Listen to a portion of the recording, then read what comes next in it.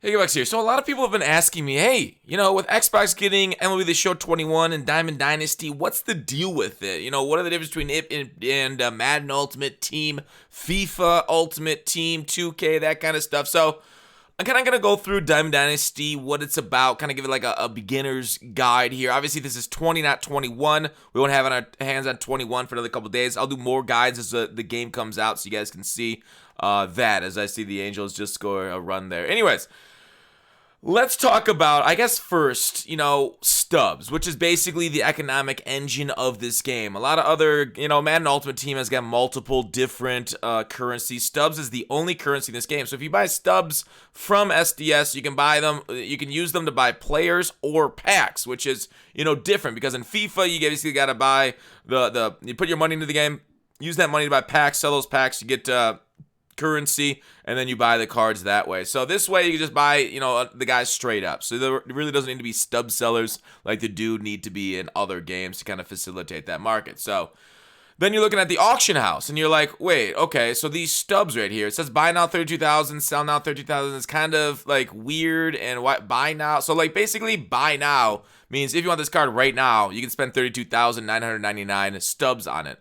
But if you want to put in a buy order, you can potentially get it for 13,001 stub if you wait until somebody sells it to you directly. So generally the advice is always basically put in either a buy order or a sell order if you have a card. Like if you have a card, you can sell it instantly right now for 13,000 stubs, or you can list it up as a sell order, and then you can list it up for potentially 32,998 and somebody will buy it for that. So generally, that's a better idea if you can wait. Obviously, if you're impatient, then you just go ahead and buy now or sell now to those people. These gaps right here are very large at the end of the year, so these things will close once the new game comes out and a lot more people are on it. So just let you guys know, I do believe all the markets and all the games are all cross-play this year, so there should be one market for everybody, if my knowledge is correct on that.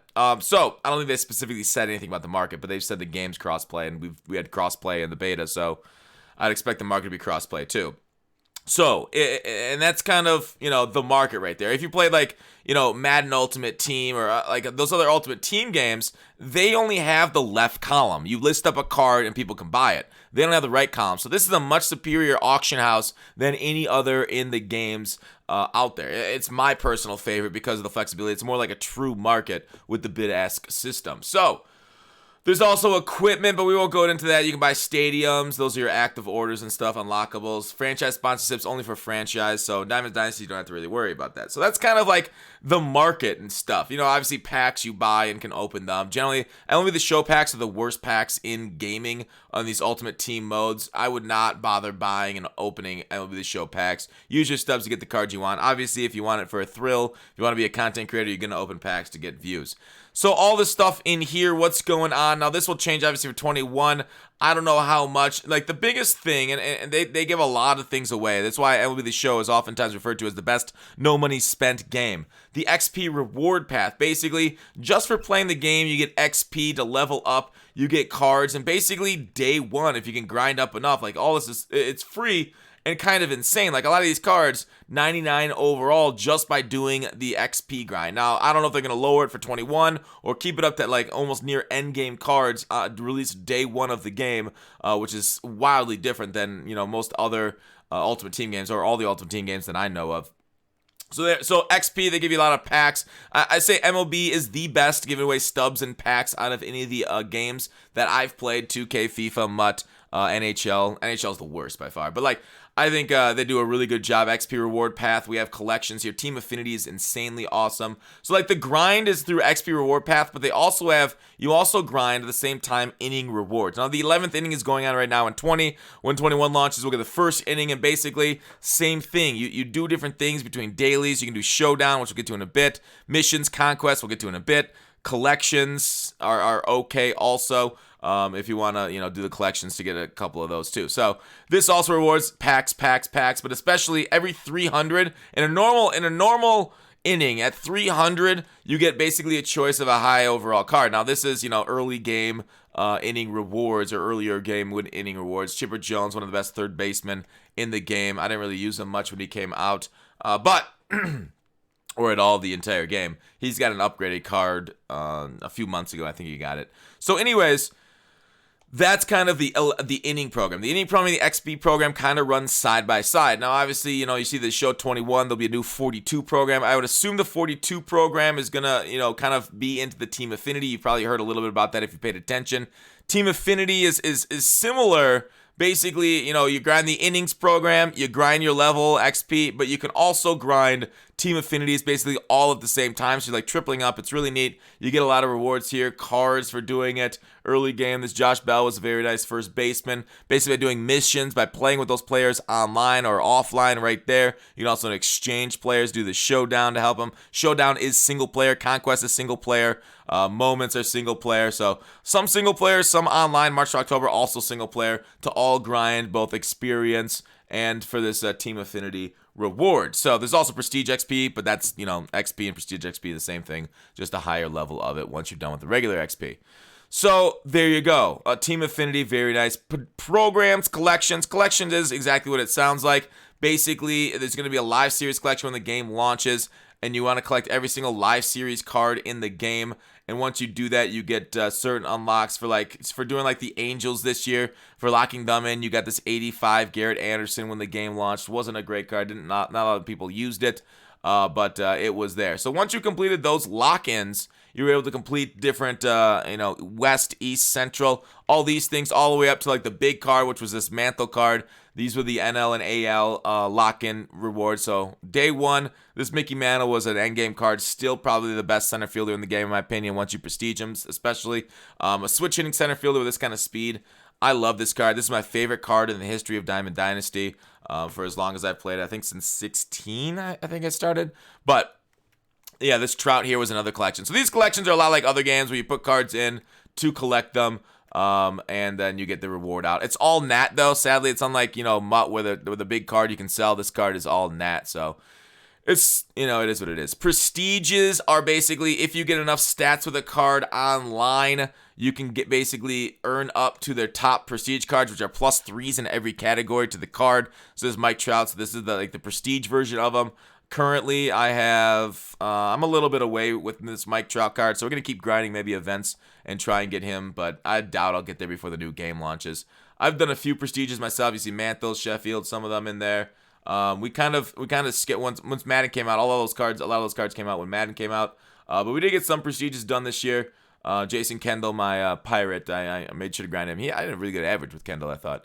Actually, there's also monthly programs, player programs, feature programs, but those are programs that might change, so we're not going to go over them too much. I just kind of wanted to give the ones that we're pretty sure are coming back. Team Affinity is the same thing. So there it is. Your squad, you get to create a player. There is a cap, create a player. So you basically, if you're doing Road to the Show, you can bring him over from that into Diamond Dynasty this year. That wasn't in 20, but it is in 21. Basically, you get to create a player. They have a certain cap that they stop at. So they're cool. They used to be way more powerful and awful for the game. I really wish they just do away with the creative player, but they did put a cap on it. Now I'm trying to find my cap, my creative player when I start. Yeah, here's Dick's Insider. I was using it for a bit. I thought I got this Dick's Insider. I think I got him up to 85. I don't think I got him up to his final level, which was 89, I believe. Yeah, there. So I did get Dick's Insider up to 89.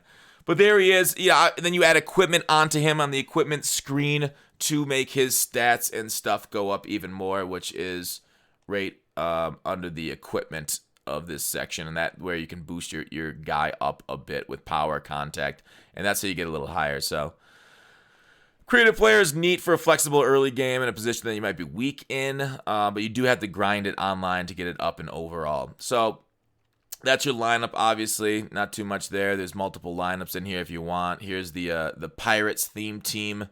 Currently, I don't have the top end cards. I'm missing Stallings, but I got Kendall, so what do I need a backup catcher for, right? And then pitchers, Garrett Cole. We got, a reliever. I guess I could get the Gossage on the Yankees would be even better. But anyways, there's a bunch of different game modes to be playing. I don't want this video to go too long, so I apologize if I'm rambling a little bit. But basically, ranked seasons is exactly what it says. It's like the primary game mode if you want to use your own team that you built online. 9-inning games.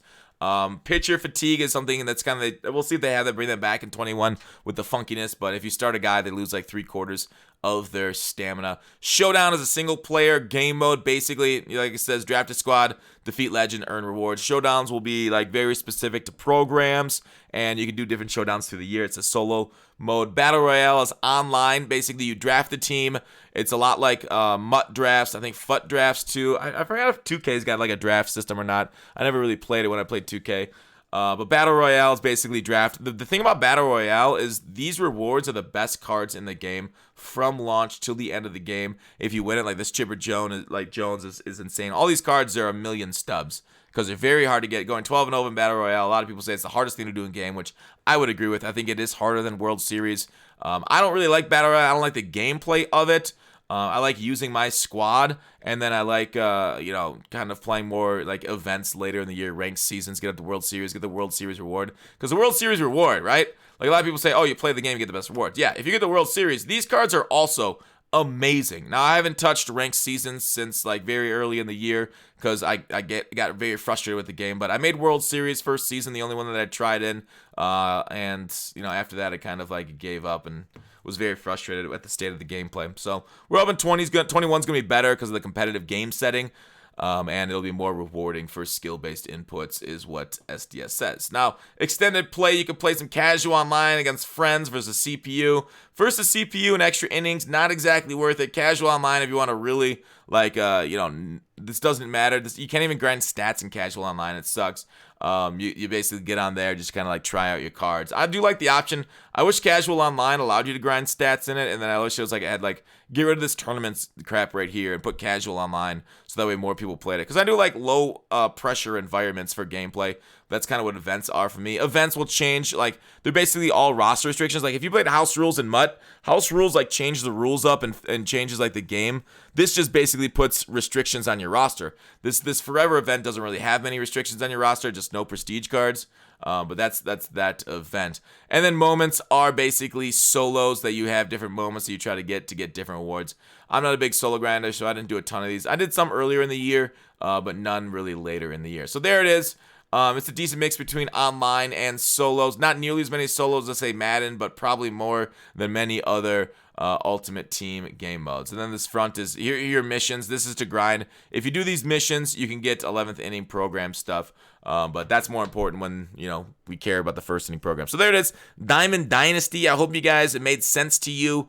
If not, ask questions in the comments. Otherwise, I basically stream every day, so you can ask them on Twitch too if you want to live back and forth at twitch.tv/Gutfoxx. There it is. Hope you guys enjoyed. Thanks for watching Call to Action. I'll see you tomorrow.